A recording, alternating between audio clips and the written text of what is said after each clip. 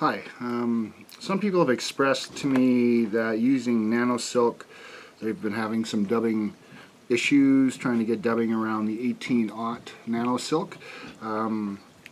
Whenever you come across a thread such as this, or any item that has a very low coefficient of friction, then there can be some slipping issues.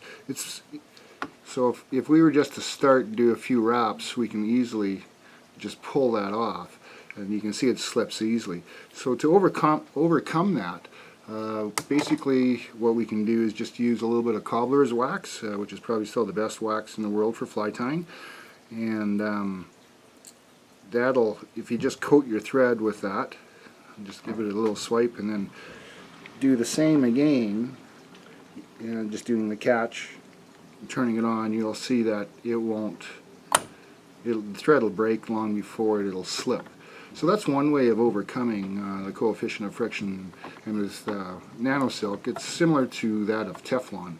So it could be an issue, but it's not something that can't be overcome by just adding a little bit of wax. So what I do often is add wax when I'm starting a fly, and then again when I'm finishing a fly with a wet finish knot. Cutting Nano Silk, it's very difficult to just cut it with a pair of scissors. You can, but it's easier if you take the scissors and put them up against your thread and just push the face of the scissor into the thread. So I'll just use a little bit here, and if you just close your scissor and push into it, it easily cuts it. So to get back to the dubbing, when you look at different dubbings, there are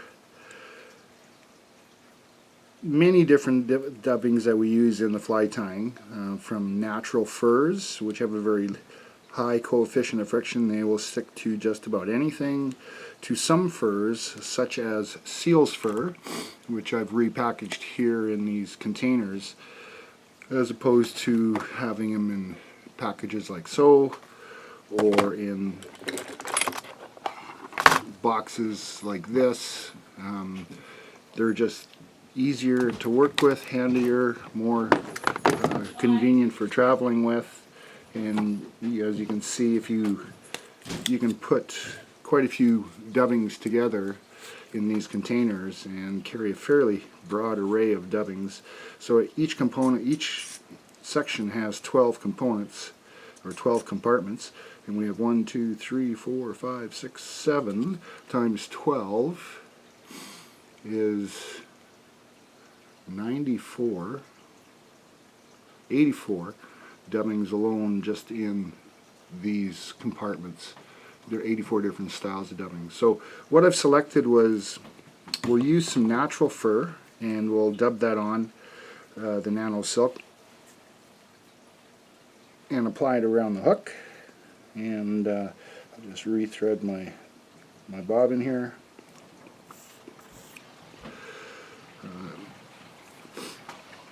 So again, I'll just start it with wax, cobbler's wax on the thread, just to give it a little bit of tackiness to be able to hold on around the hook shank.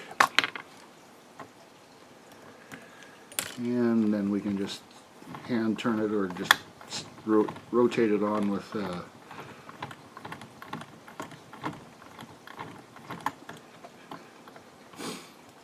rotary vise. And if you can also just spin it, and it'll climb the shank of the hook all on its own without even touching the bobbin. It'll just be tight touching turns all the way through. So I have a good base on here of thread, and I'll just take some natural muskrat, and we'll just do a little dubbing with that, and just remove some here. So you can leave the guard hairs in. Just for this demo, I'll just leave the guard hairs on. Whatever I get, I get. With the guard hairs, often it can be, some animal hairs can be a little more difficult to dub. But less is more, as always with dubbing, and so we'll just spin that. I'll use a little bit of saliva on my fingers, And here we've got a good little noodle started, and we'll add that on. And once it's actually on, you can even tighten it up more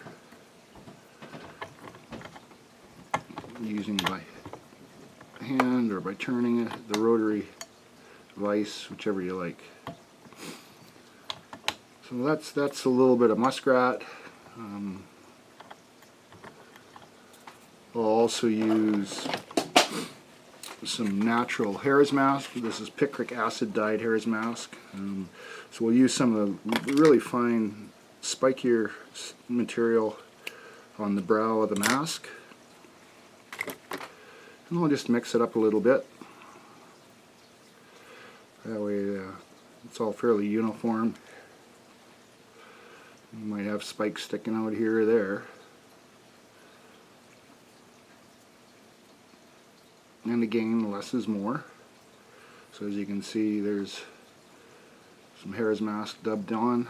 We'll just read a few times of that. We'll use a rotary.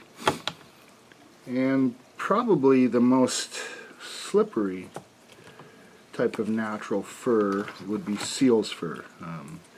Either a baby seal or an adult seal's fur. Common material used in many patterns, both trout and salmon and steelhead patterns. And again, it can be difficult to spin, but you just put a little bit more pressure between your forefinger and thumb. Less is more again. So all this has been done without any addition of any dubbing wax or any tacky wax of any kind. And again, I'm just spinning a nice little noodle, slide it up the thread, get it close to the hook. And then if you want to tighten that up, you can certainly do that. As you can see, that tightens up quite nice. A couple of hand turns, and I'll spin the rest.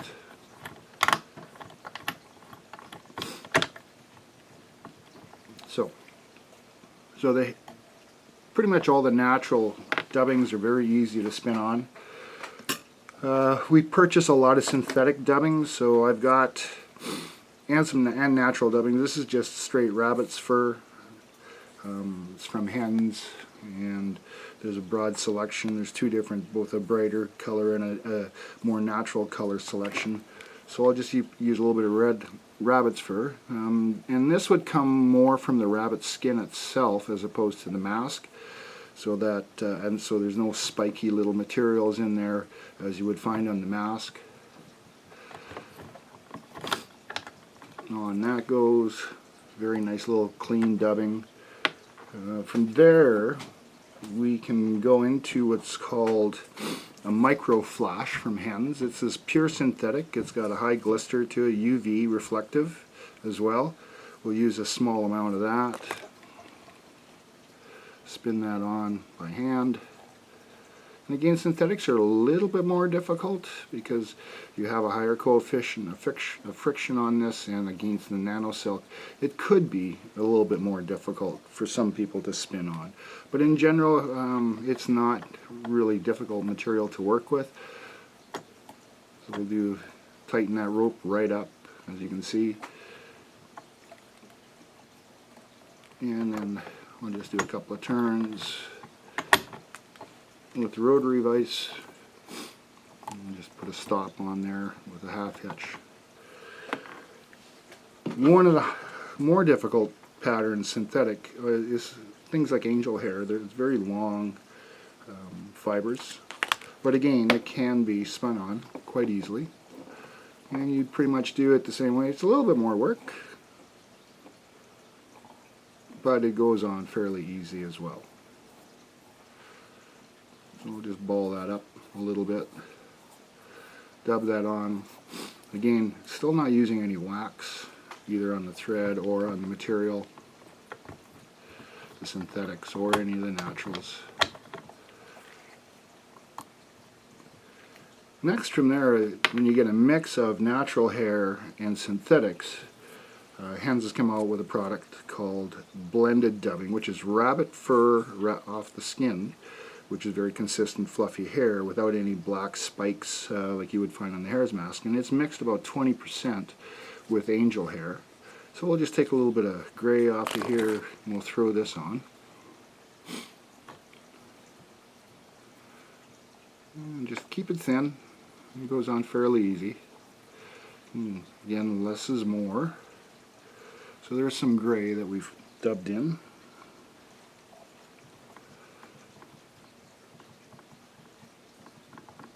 And then Hair's Dubbing Blend Plus is a mixture of rabbit hair off the body with Hair's Mask, which gives you the little guardy hairs with black ends and points on them, with about a 20% of blend of an angel hair style of material.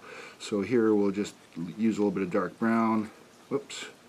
So each of these compartments holds about 1 gram of material.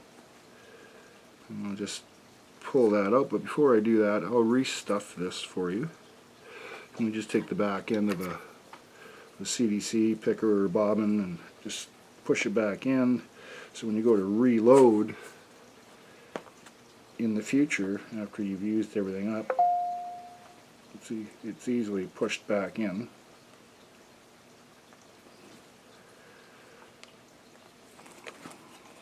Well, maybe not so easy. I got it packed pretty tight here.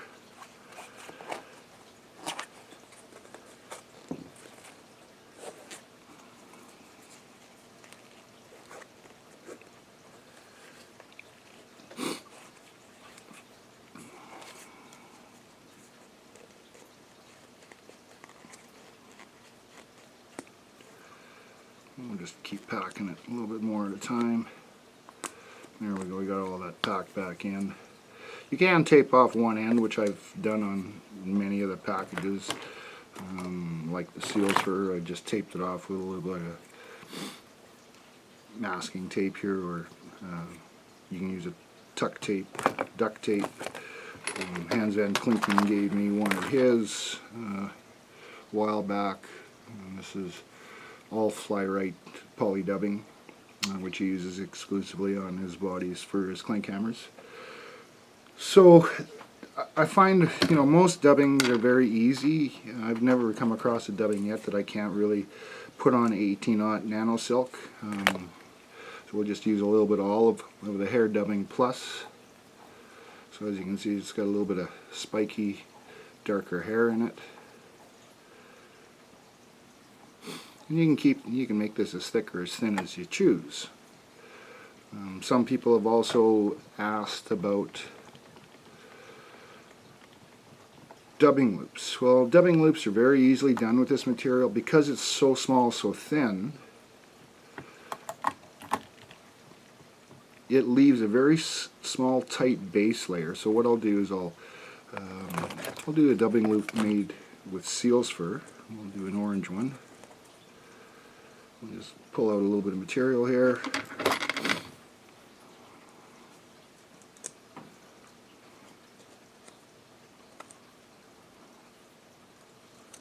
I'll work out a little bit more. So this is an actual loop that we've made, and we'll again add that in between the two layers.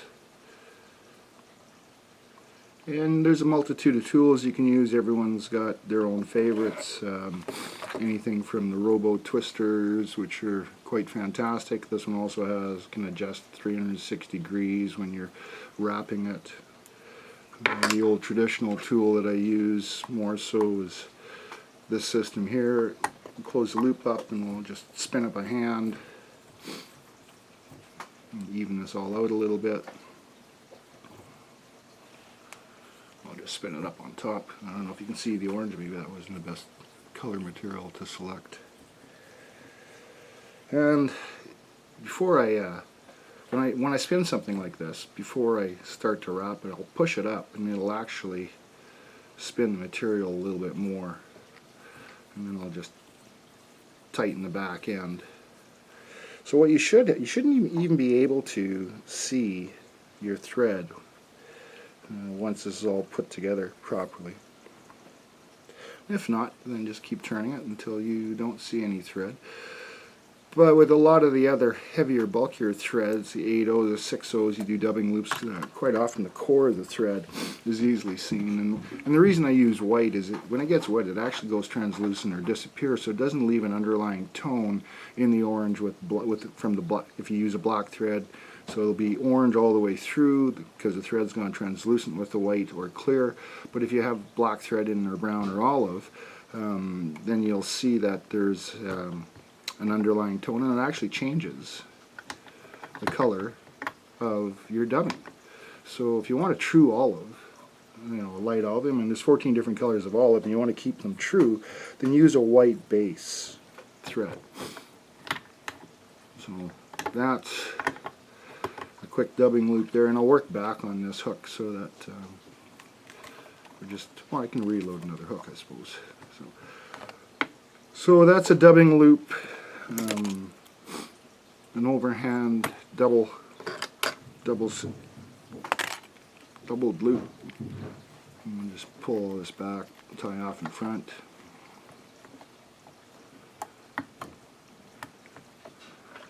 And then I'll just load another hook and I'll show you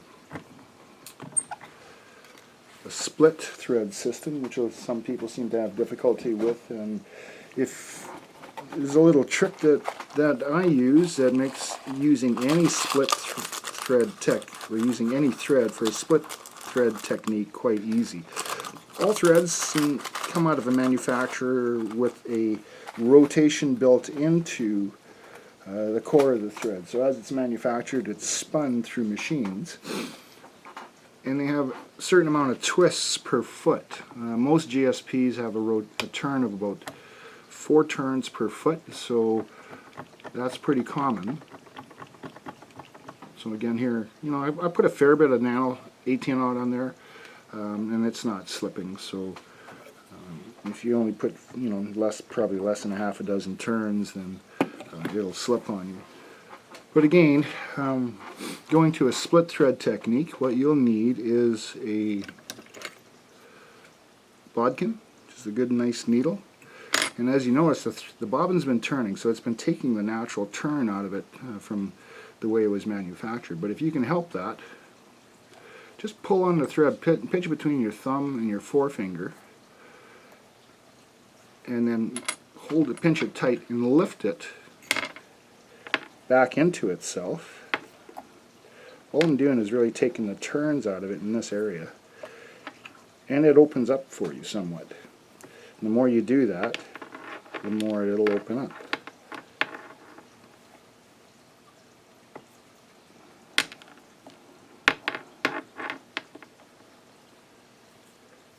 So here the threads open up a fair bit. I'll just stick my bodkin in there, and there we go. I can even choose to split it more evenly if I think I've got one side with too much and one side with not enough. So there I have a dual split on a split thread system. Again, we can just quickly throw some dubbing in here.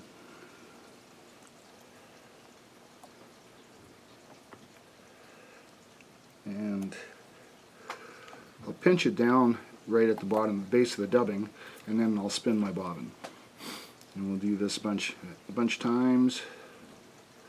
Make sure we get a good turn into it. The spin is clockwise versus counterclockwise. If you spin it counterclockwise, it opens the thread up and then gets past a certain neutral point and then retightens your thread. But so we'll put a natural right hand spin into it. Now before I start to do anything with the dubbing, I will hold it here, hold the bobbin straight out, let it go. It's instantly spun, as you can see. But to tighten that up even more, if you run your fingers down the thread, it is tightened up quite a bit, and then I'll bring my bobbin in. So it's a lot easier to do this with an auto bobbin, like this one from Norvise. And then if you have stuff that's sort of out of place, you can pull it out or brush it out. And we'll apply some of it by hand, and then we'll do the rest with the rotation of the vise. So one of my favorite tools on a dubbing loop system, I'll show you here in a minute. We'll just throw a little bit more dubbing in here. Maybe throw in some Hair Plus. So this is again the gray with a little bit of, and again, if you choose to, I mean, it's your fly, whatever you feel comfortable with. You know, to develop your own skills for dubbing. You can add wax, and as you can see, this is the old Wonder Wax, which was very, very tacky in its day, and still is. You know, I bought 2 tubes of these 30 years ago, and I still have half a tube left. But you can add in wax. I try not to have too much bulked up. I'll run my fingers across it, make sure there's a small amount of dubbing wax on there, and then we can place the dubbing in place on the loop, and then just nicely spread it out, thin it out, spread it out.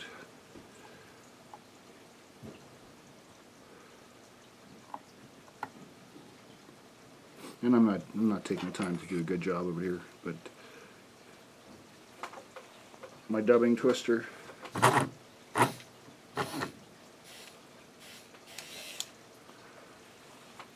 And then if you pull on the dubbing, any place it's bulked up, as you can see, it just thins it out.